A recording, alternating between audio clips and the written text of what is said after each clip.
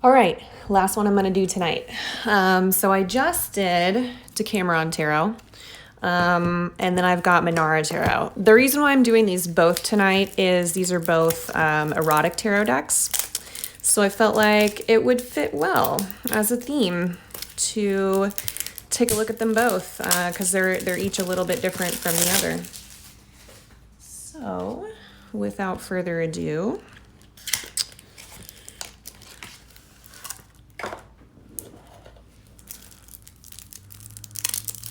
and these little plastic wrappers.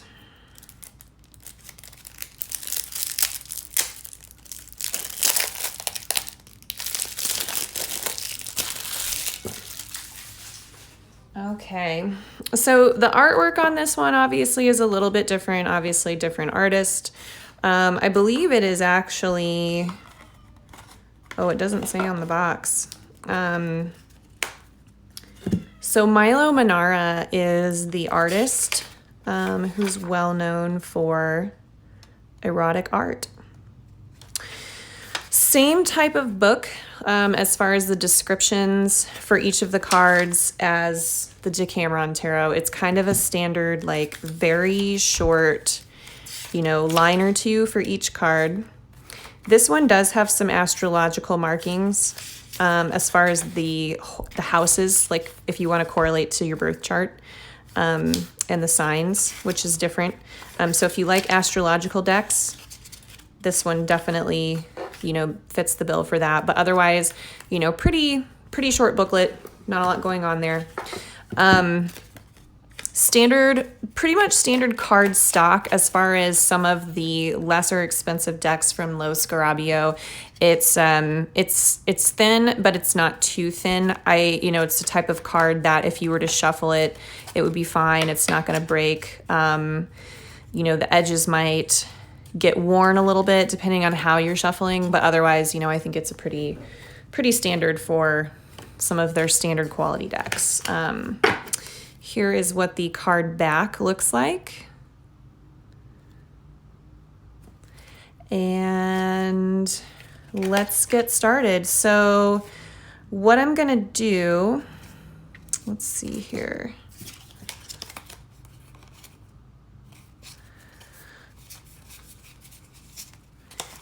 This is sort of built into, so you have your standard 32 major arcana, but the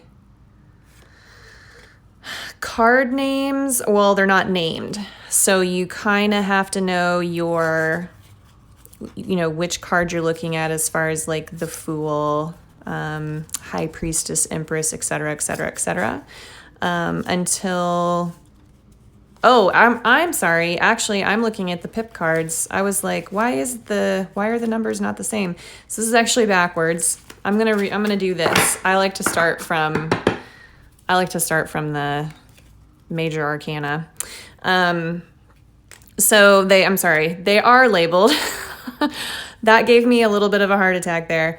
So again, and it is an erotic deck, much like the Decameron, only this one, the themes, because the artist obviously is a completely different thing going on. Like the Decameron deck is obviously centered one way. This one is going to have erotic themes, but it's also going to be kind of artfully arranged in a different way. You could still absolutely use this during love, romance, relationship readings, or as a tool just for couples. Like if you and your partner or partners want to use these as sort of prompt cards and that kind of stuff, which I think is cool. Spice things up and keep things different. So I'm just going to quickly go through each of the cards and you can kind of take a look. What I really like about this is the art is different. I mean, apart from it being an erotic deck, obviously the illustrations are great. They're really high quality. I'm generally not a fan of illustrations that are like really kind of cartoonish and like fluffy. I like stuff that's like emotionally stimulating and provocative, and it really makes you think. And so that was definitely one of the reasons why I was interested in this deck.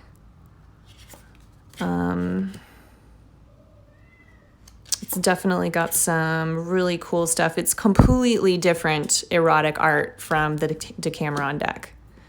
Decameron is centered more around couples or scenes, and this one is more, I don't know, the vibe off of this one is a little more primal. Trying to think of how else I would describe it. It's asking you to tap into a little bit more primal thoughts and urges, versus the Decameron is more just like graphic. But I think they both have their place. They're both obviously useful. That's a really interesting take.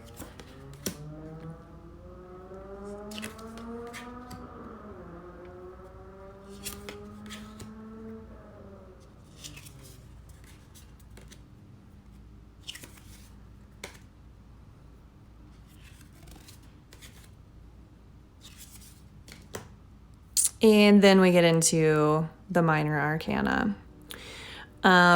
So this is divided. So the suits here are elemental.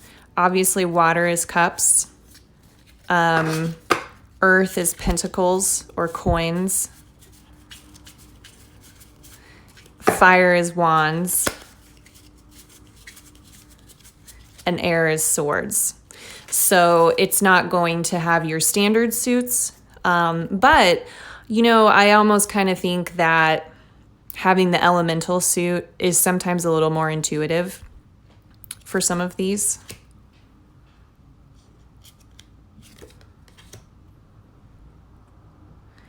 The images don't necessarily match up with standard tarot. This is absolutely not like a Rider-Waite based deck, obviously. So sometimes the images might not really match up with like what you're looking for or what you're used to. But I think that, you know, depending on the context in which you're using it, you could still definitely derive interesting meanings.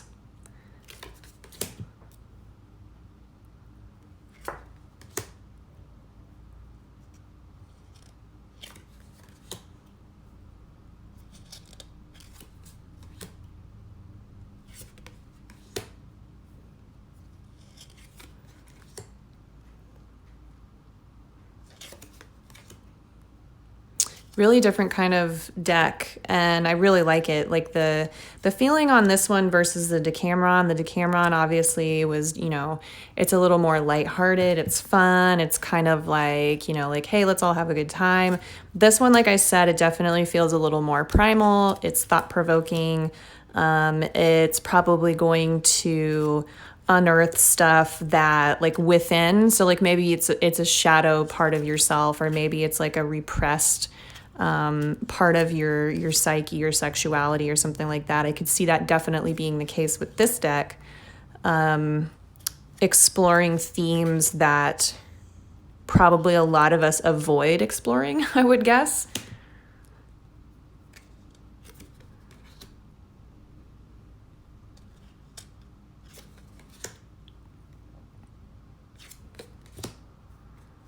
Definitely a very cool deck. I can't wait to work with this one.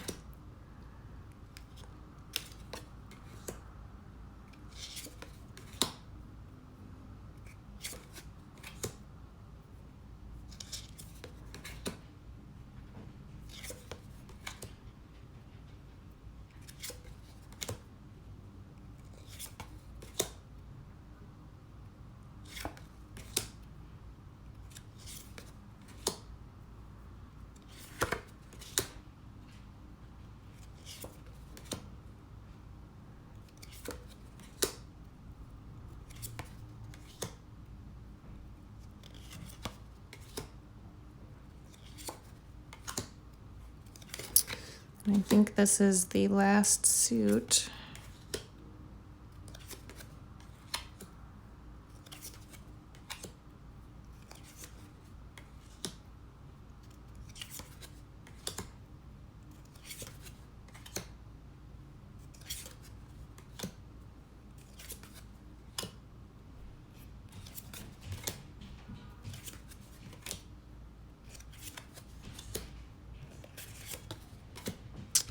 All right, and that is it. So, again, that was the Manara Tarot. Two different decks tonight, Manara and Decameron. Two completely different energies, both erotic decks, but they both feel so vastly different. So if you're going to get one, I think like my best impressions just initially from the cards would be this one is a little more fun. This would be for like just fun, risque readings, you know, for love, relationships, sexuality, that kind of thing. The one thing I did note when I was doing this one is this is a primarily, actually it's pretty much 100% like a white heterosexual orientation when there is more than one person in the card. If that doesn't bother you, or if you're simply just using it as archetypes, or maybe like a card to provoke like a thought, or using it with couples, you certainly could still use it. It's not that diverse of a deck. The Manara, same thing, not a super diverse deck either, but different feeling. This one feels, like I said, a little more primal. It's probably going to be a little more thought-provoking, more of a like hidden or suppressed thoughts, feelings, emotions, wants, desires versus like a fun and lighthearted. This one feels a little bit more I don't know, maybe it's going to ask you to explore elements that you hadn't thought about, or think about things in a different light. So that's kind of my best advice. Just, I haven't had a chance to work with either of these. Like I said, you know, just sort of unboxing them and checking them out tonight. But I'll definitely do some readings and post my findings if you're interested. So follow if you're not following. And I think that's the last one I'm going to do tonight. Thanks, guys.